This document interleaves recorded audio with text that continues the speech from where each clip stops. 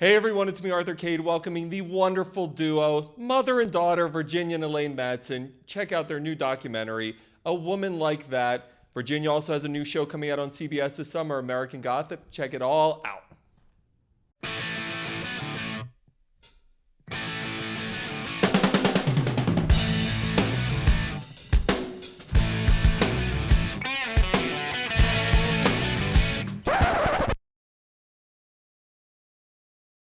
Hey everyone, it's me, Arthur Kade. All right, Virginia and Elaine Madsen. After watching your documentary, I'm freaked out about getting old, so I've got to tell you that. But after watching your documentary, A Woman Like That, I'm not as freaked out about getting old. Although I will definitely not be a woman like that. Maybe I'll be a man like that, but Could be a man like I that. hopefully, I hope for you. Yeah. either that or I'm going to be the biggest train wreck. I'm going to be like an older Seinfeld. It's going to be one or the other. But congratulations. I really enjoyed the documentary. I was telling you that I've had the pleasure of speaking to so many of the women that you've profiled in that documentary, and they are amazing women, and you profiled them. So talk to me about what prompted you guys to want to tell these incredible women's stories. Well, it's because of a conversation my daughter and I had about a really extraordinary woman who in my life who'd passed away. And Who had really inspired you, and I loved the picture of her. This is a woman who'd gone to India in her late 80s, and she was sitting riding an elephant, and you know, in her late 80s or 90. no, she was And then you said, I said, I hope someday you know a woman like that. And you said, and I said, I do know a woman like that. You're a woman like that, Mom, and let's do a documentary. Well, and that- and yeah, she it was did. kind of like, no, I'm too busy. and we sort of played that in the opening of the film. She was very busy, but I wanted to see her direct this, and I wanted to gather together a group of women who were in the upper decades of their lives at a time when you're supposed to sort of disappear and get old. And why wasn't she doing that? And I wanted to open this conversation and bring this story to many other people like you who are inspired by it. So one of the things I love is you've gotten to speak with so many of these incredible women. And the thing that blew my mind, I'm 37 years old. And I think, oh, I'm in the prime of my creativity right now. And we were just joking around. You're like, I'm only tipping my foot You're just in the sticking pool. your toe in the pool of creativity, because our creativity only grows and expands. So you've only just begun. Did you realize when you sat down with these women, many of whom you're friends with, that you would get that sense from them that, hey, they feel like their creativity and their best is still ahead? well, yeah, they're so far from done, you know. All of us were like that. But I knew even the women that I didn't know until the day I sat down with them in front of the camera, there was enough about them that you knew that they had something unique inside them. They're resourceful and curious, and they have an attitude about life. There's an edge. Yeah. There's Yeah, a definite edge. Yeah, exactly. When you were involved, Virginia, and you're traveling with her throughout the documentary, what did you expect? Were there certain preconceived ideas that you had going in that were completely changed after coming out? I just wasn't sure what to expect, so I decided not to expect anything. I was very interested, as my mom was, in their stories and who they were, and I thought it was just an extraordinary opportunity for someone of my age to be in on the secret, you know, to be in the room and to listen to these like-minded women agree and disagree and share their experiences. It was very exciting. I think the thing that was, I think what I came with, a through line that I came out with was they're all so curious. They're really curious, and they all persevere, and they're always moving forward. And I think of how many times in my life as a younger person I sat around depressed or just worried and wasted so much time worrying about the most ridiculous things. And these are women who don't waste any time, and I think you're very aware of time, and that was very inspiring to me. That's one of the things Live you now, really, you know? you really, when you get the higher in the decades you go, the closer you are to that edge over there. You know, I have way more time behind me than I can possibly have in front of me. And so being mindful of the way you spend your time is really, really critically important. You can't afford to squander time. You can only do things that are worth doing. I was thinking about you guys because a couple weeks ago I interviewed Anderson Cooper, and he has a documentary out right now on HBO about discovering his mother. And really, he realized how much nothing left unsaid. nothing left unsaid. He realized how much he didn't know about his mother, even though she was his mother. What I found fascinating was one of the most entertaining parts of his documentary is watching your relationship. What was it like going in? Was it similar to Anderson's situation where maybe there was a lot left unsaid? What was it like? Well, there's a moment in Anderson's documentary where he just goes, I didn't know that about you. And I had the same thing happen. And, you know, like, for instance, I never knew that my mother had really wanted to be an actress and wanted to go to New York and be in the actor's studio. And she just never, you just left that out. And you know, and so because, you know, she started having children and Yeah, so I we got were- married right out of high school and started having a family. And Yeah, and so there was no point in telling me that, and so of course you can see how much she encouraged me to be an actress. Never knew that was really a part of her past, except you'd done a high school play. Right, but I never had particular ideas in my mind about what my children should do with their lives. No, but I'm saying, like, you still, it wasn't like out of your reality, or it wasn't a strange thing to you. I didn't know what you guys were going to do, but I knew that you could do something extraordinary, and I hope I just stayed out of the way and encouraged you, and we. Oh, you didn't stay out of the way. You were very Never do. so close Well, to me, I but certainly didn't. I didn't let her take acting lessons or go to modeling school when she was in high school. I knew she wanted to be an actress when she was about 4 hours old.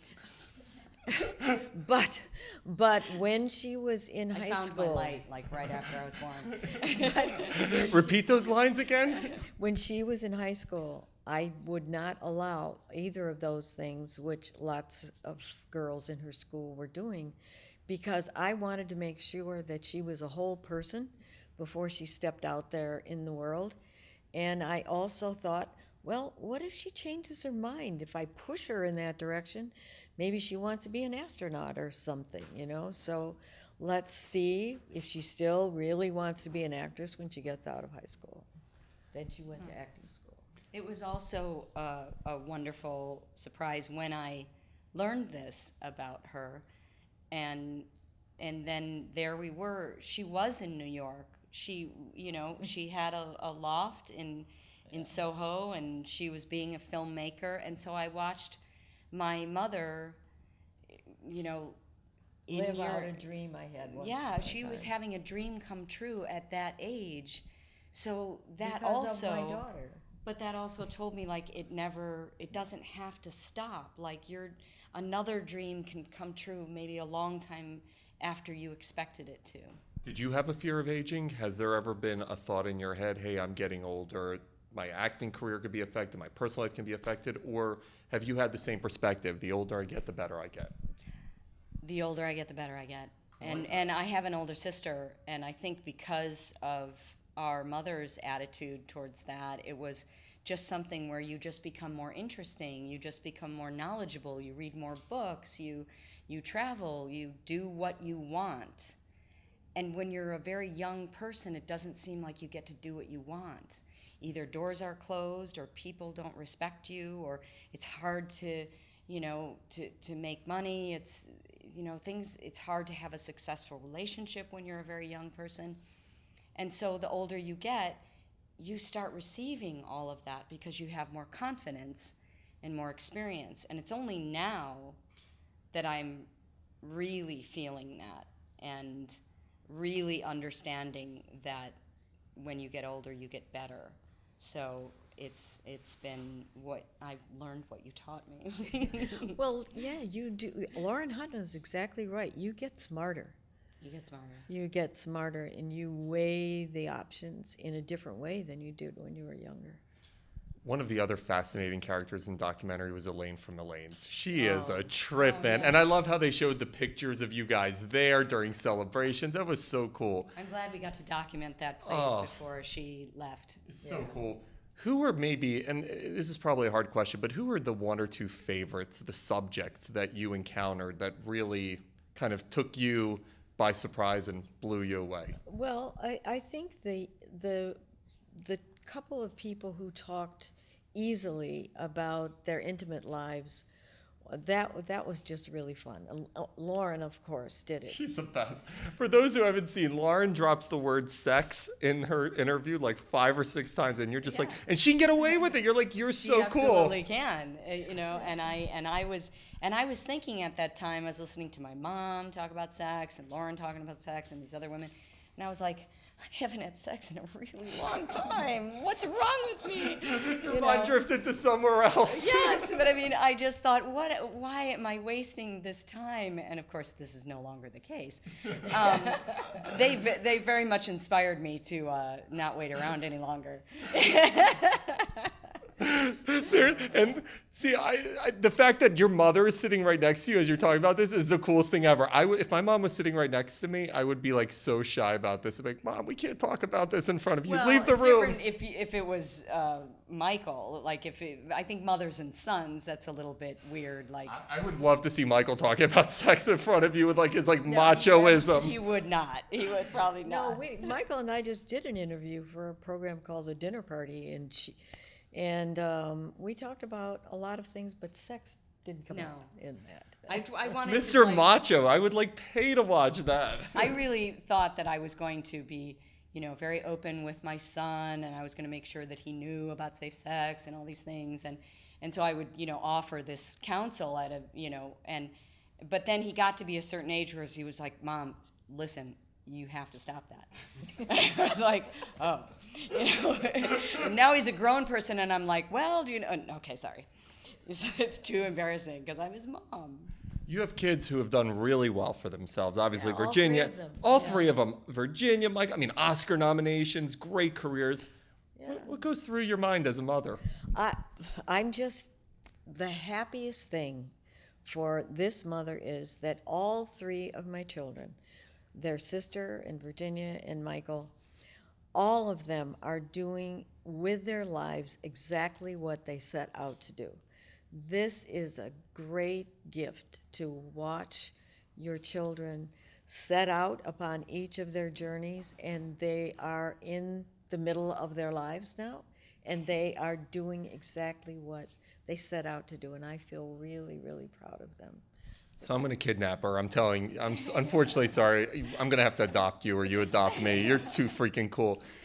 I was watching American Gothic, speaking of which, doing what you love. This show looks really cool. Tell me about what can people expect. It looks like it's going to be fun. Well, it's going to be really fun. It's a murder mystery. It's a whodunit. It's Clue. It's, you know, you're going to be every week trying to figure out who's the serial killer, and it could be me, but they won't tell us. None of the cast know who the killer is. And so every time we get a script, we're just like, what page are you on? Oh my God, who dies? and so it's really been so much fun doing the show, and I'm very manipulative, but you can't tell, like, am I a super bitch, or am I just fiercely loyal to my family? Could be both, you know, but I'm having fun playing this kind of a woman with so much power. I'm really having fun with that. You've done it all. When you look at TVs, film, blockbusters, obviously you're on the TV platform. How is doing something like that, because we're in this golden age of television right now, how is doing something like that different from doing a Sideways or a blockbuster? Well, I've spent most of my career making small independent films, so I'm used to a very fast pace.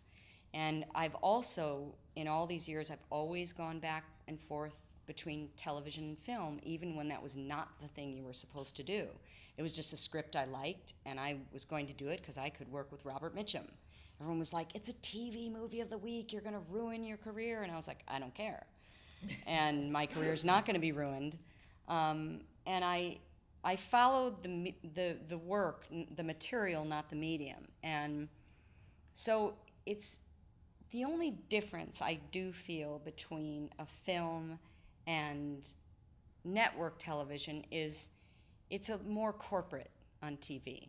There's more, it's not quite as artistic, you know, and actors have no input on TV. And that's, you know, I don't really know why they have to do it that way. That's their unwritten law. And I'm fine as long as I'm going to work, man. You know, I just go to work. If you don't want to tell me anything, that's okay, you know. Because I'm having fun, I really am. But when you're on a movie, everyone gets to be involved. And when you have good material, it's rare, but it's delicious. So I like all of it, you know. What's your favorite project that she's ever done? Oh, that's not a fair question. I'm very, you know, there's a Well, really you're very critical about something like, well, I don't know, I didn't like that film. You were all right. Really? Yeah, she's very honest with me about my work and about movies, but. Well, No, one of the things, of course, I'm very, very proud of the work she did in Sideways. Oh, one of my That favorite was- all-time movies. It's an indelible moment in that she's created in the movie. But there was also a really tiny movie that probably not very many people saw, and called Walter. Oh, Walter, yeah, that I was just last year. Yeah, this is a really sweet movie about a little boy who's lost his father, and he's kind of losing himself. And in the process of the mother trying to help her son, she's kind of gotten lost. And there comes a place in the movie when that is absolutely an Oscar moment that nobody ever saw. You've got your own should- committee starting But you should have. I mean, everyone should see that, because the arc of that scene is just absolutely wonderful. Thank you, Mom. Thank you so much. I really like the movie, I'm too. stealing her. I'm telling. You're not walking out of here. Like I'm gonna bring you home. Well, anyway, you should look up that little movie. It's a dear, dear movie, and William Macy is in Yeah. it. Yeah. He's the best, by the way. Has the craft gotten easier for you? Does it seem easier? I would say it's not so much easy as there's less drama in, you know, when you're making a movie. I was never sort of the tortured actor type anyway, but you do have, it doesn't take a toll on me as much, like if I have really tough scenes, because what you learn through experience is it's about access to your emotions. You find, like, you have little pockets of, okay, this is grief, and this is rage, and this is happiness, and you can pull it out a lot easier, you know. Like if I had a scene where I had to cry, you know, it takes a really long time to do that as a young person, you know, and I would have to cry all day and like sit in a corner so I could have water coming out of my eyes. I don't know, you all think that means crying. And so now I can, that just Access. comes on because I know where your head goes. I know the psychology of it, so it's not that it's easier, it just happens quicker. But it's just as real. I just don't have to give blood, you know, every time anymore. So you finish up this project. It was a passion project. It is so hard to get anything made in this business anymore. What And was? harder to get it sold. How hard was it for you guys? Oh, we never Years. imagined that it would be years that it would take us to sell this film, because when we would do screenings and invite people, not just the festival audience, but we would set up screenings in various places For women's groups and and UCLA and we know the response. Women would be coming up to us and hugging us and thank you, I know something. And even our cameraman one day said, I feel like I was listening in on something I shouldn't know about. That's the beauty of it, is it does feel intimate. And you were behind the camera, which is kind of cool. No, I was the interviewer. I wasn't behind the camera. There were- behind no, the camera as the director. Oh, As a yes. director. Oh, As yes, the yes, interviewer. yes. I actually love the points in the film where we see you working on the camera and actually like adjusting it. I'm like, good for her. That's awesome. Who needs a grip when you have Elaine Madsen? Yeah, she definitely knew what she was doing, and it was really such a joy for me to be able to be there and to do this with her, and the whole thing just felt so important. And you know, this conversation about aging is one that we're all having anyway. Both in the business and out of the Yes, we're all talking about it because we're not aging the way we used to, and people are, you know, healthier for longer, and it's much more of a discussion. But when you see it in the mainstream media or on a talk show, it's about how to stay young. It's like how to stay 30, and no one's gonna stay 30, and so it's the focus is always on how young can you look instead of how good do you feel. And the thing is, if you're lucky, you get to be old, you know? And we all hope that we are going to get there to be old, you know, that we're not dying so soon. Yeah. And it's so interesting you- It's an important message. Amanda Pete just wrote something. I don't know if you. Lena Dunham has an online blog called. Oh, we just heard about this, It's called Lenny Letter. It's phenomenal. She's got a whole book imprint with Random House, I think, because of it. But Amanda Pete just wrote an article for Lenny Letter talking about, and she's, I mean, a gorgeous. I think she's early or mid-30s, talking about how ageism in Hollywood is brutal for an actress. Have you ever had a situation in your career that she was talking about how she went for a role and they were like not a great fit, and they forget the term they used, but it was pretty much saying she's too old. But a role that you would never think in real life that she'd be too old for. Have you ever had situations in your career where that feedback's been given or roles have not happened because of whatever? Well, sure, but I had that when I was 22, when they told me I was too fat for a role. I mean, there's always that. I mean, that's no surprise, honey. I mean, I just want to go, look, that's gonna be happening. Sexism, ageism, weightism, you know, too dark, too light, too tall, too short, too bitchy, too strong. All of it is there. And it always has been, and it always will be. It's not fair, you know. However, I can't control someone's perception of me. If they think I'm too old, so what? I don't need that movie. You know what I mean? I've had a lot of ups and downs in my career, and so I don't need to take it personally, and I have a really thick skin. So yes, I've experienced that, but I'm not trying. And this, I'm not speaking of her specifically, because bravo for her for speaking out about it, and more actresses should. But I'm not trying to be 30. I was not bothered by the first time I played a mother, because being a mother was the most important thing I did in my life. And I remember an actress, like, you know, I often tell this story of an actress who was really upset that she was turning 30. And I was like 40. And she was saying, well, you know, what am I supposed to do now? Play the DA? You know? And I thought, and that's the but way it yeah, goes. but I thought, God, I'd love to play the DA. I would be awesome as a DA. You know, and I thought, oh, I'd have much more to say than what I did as an ingenue. So I feel more comfortable playing these older roles than I did when I was playing, you know, just the girlfriend, you know. So I think that gets better too. It's harder to get a job, but it was always hard for me to get a job. You know, I never had it easy. Was it a struggle? Why was that? Well, because I was never up on top, you know. And of course, the girls who are up on top, it's really hard for them to stay there. So even It's after all hard. Sideways, I mean, your Oscar nomination, Golden Globe nomination, that doesn't propel you to the top of the mountain? It's because there is no top of the mountain. You know, if you look at an average script, a lot of times right now they won't even put the age of the mother or the wife. And so I will be in competition with women from 35 to 60.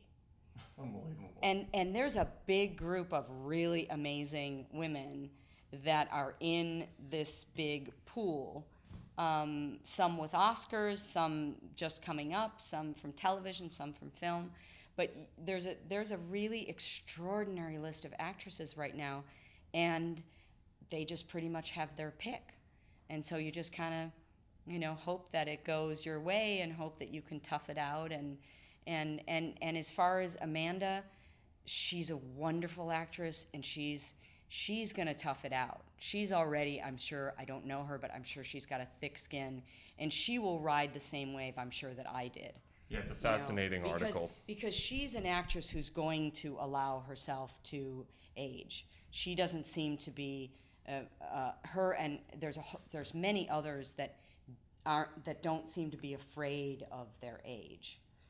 I don't think Lena Dunham is afraid of her age. I think I can see her being one of the people who absolutely embraces it. She's definitely a woman like that. Yeah.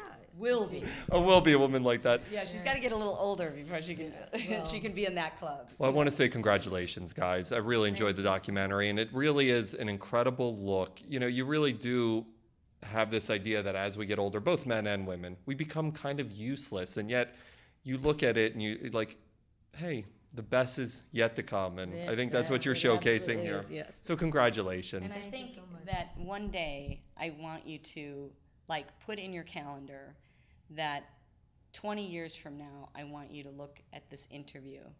And boy, that guy sucked. Oh my God. I can't believe they actually tolerated him. And you'll say, look where I am now. It did get better. Hosting the Tonight Show, hopefully. I'll have you guys as guests then.